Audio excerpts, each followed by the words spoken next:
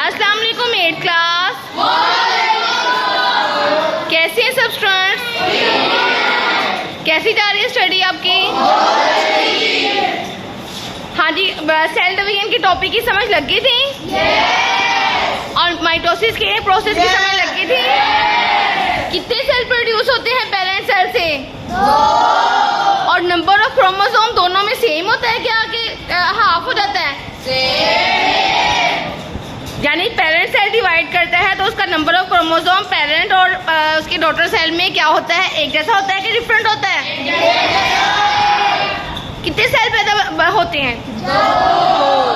चलें, आज का जो टॉपिक है वो हमारा है मियोसिस के बारे में, माइटोसिस और दूसरा प्रोसेस है मियोसिस। अब मियोसिस और माइटोसिस दोनों में फर्क क्या है कि उसमें जो कितने सेल होते हैं प्रोड्यूस?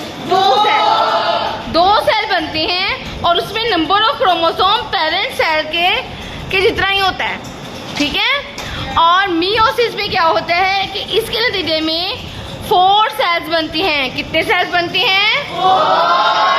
ये पेरेंट सेल था तो इससे कितने एंड में सेल्स बने हैं? 4 सेल्स बने हैं और इनमें नंबर ऑफ क्रोमोसोम की तादाद जो है वो पेरेंट, इसमें दो है ना क्रोमोसोम और इसमें कितने हैं? 4।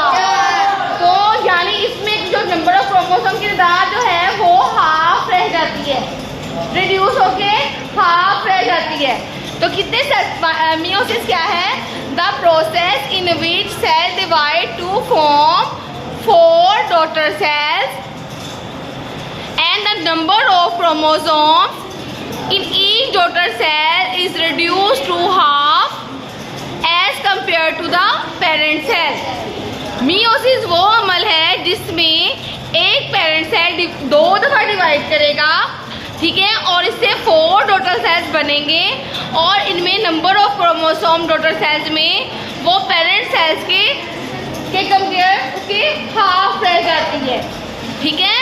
और मियोसिस जो है उसकी इसमें कितनी डिवीजन्स होती हैं? मियोसिस के प्रोसेस में 2 डिवीजन्स होती हैं। Number 1 meiotic 1 and number 2 meiotic 2।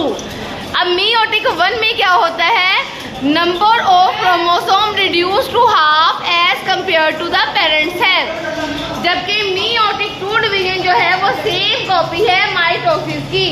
Okay, अब हम इसको डायग्रामेटिकली इसको देखेंगे कि ये प्रोसेस होता कैसे है, ठीक है। अब देखिए, अब यहाँ पे एक पेरेंट सेल है, ये इंटरफेस दिखाया हुआ है, ये पेरेंट सेल है और इंटरफेस में क्या होगा कि इसका क्रोमोसोम क्या होगा, नेक्स्ट स्टेप में इसका क्रोमोसोम जो है वो डुप्लीकेट कर गया। हर एक का क्रोमोसोम क्या कर गया है? डुप्लीकेट। इसका क्रोमेटिन मटेरियल थिक हो गया है, इसके अंदर की मेम्ब्रेन ब्रेक हो गई है क्योंकि ये सेल डिवीजन में एंटर होना है इसमें, ठीक है, ये इंटरफेस हो गया। अब मियोटिक 1 डिवीजन में क्या हो गया? अब मियोटिक 1 डिवीजन स्टार्ट हो गई है। अब ये क्रोमोसोम जो थे, ठीक है, स्टेप 1 में इन्होंने ये सेल में इनलार्ज हो गया है, ये न्यूक्लियर डिवीजन हो रही है इसमें, ठीक है। हमने न्यूक्लियर डिवीजन में किया था ना, ये मियोटिक 1 डिवीजन है। इसमें क्या होगा कि कितने सेल्स प्रोड्यूस? 2 सेल्स प्रोड्यूस होंगे और इनका क्रोमोसोम जो है वो उसमें कितने थे? 4 थे और इसमें क्या हो जाएंगे? 2 एक में चले जाएंगे और 2 एक में चले जाएंगे, यानी कि इसमें हो जाएगा न्यूक्लियर डिवीजन हुई है मियोटिक 1 में। तो नंबर ऑफ क्रोमोसोम जो है वो हाफ, आधे जो है एक सेल में चले गए हैं और आधे एक सेल में चले गए। अंडरस्टैंड? यानी इसमें जो क्रोमोसोम का नंबर है रिड्यूस इसमें हुआ है, 2 सेल्स बने हैं मियोटिक 1 डिवीजन में, नंबर ऑफ क्रोमोसोम रिड्यूस हो गया है as compare to the parent cell, उसका हाफ रह गया, ठीक है। 4 थे, 2 एक में चले गए हैं क्रोमोसोम्स और 2 एक में चले गए हैं, ठीक है। ये मियोटिक 1 डिवीजन हो गई। अब मियोटिक 2 डिवीजन में क्या होगा? अब मियोटिक 2 डिवीजन जो है ये सेम कॉपी है टू द माइटोसिस। अब इसमें 2 क्रोमोसोम है, 2 क्रोमोसोम है ना। अब देखिए इसने आगे कितने प्रोड्यूस कर दिए हैं? 2 क्रोमोसोम। इस नीचे वाले ने क्या प्रोड्यूस कर दिए हैं? 2 chromosome.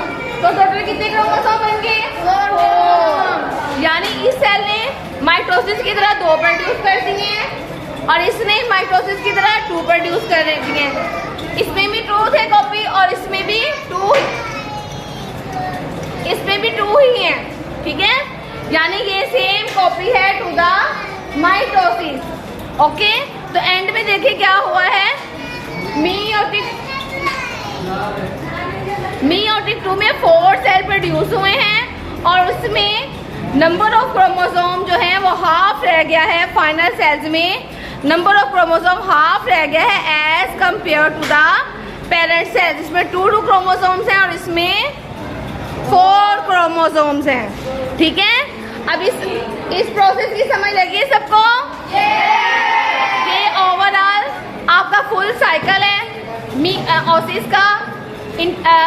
Meiotic 1, meiotic 2 and at the end 4 cell produce हो गई हैं और number of chromosome reduce to half.